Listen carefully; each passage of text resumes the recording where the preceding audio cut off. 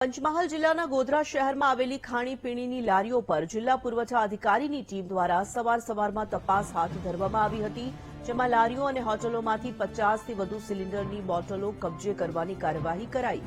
જેના પગલે ખાણીપીણીની લારીઓના વેચાણધારકોમાં ભારે ફફડાટ વ્યાપી ગયો હતો। આ ચેકિંગમાં મામલતદારની ટીમ પણ જોડાઈ હતી।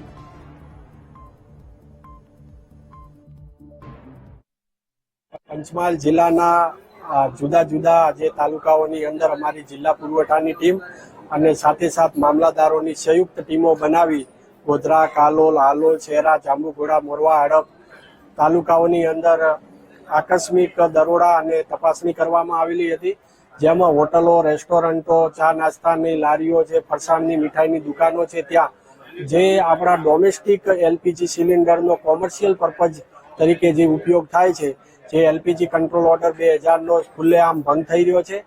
તે અંતર્ગત આજે તપાસણી કરીને કુલ 152 એલપીજી સિલિન્ડર જપ્ત કરવામાં આવેલા છે, જેની કિંમત થાય છે 4,87,744 રૂપિયાનો મુદ્દામાલ સાથે જપ્તી કરવામાં આવેલી છે।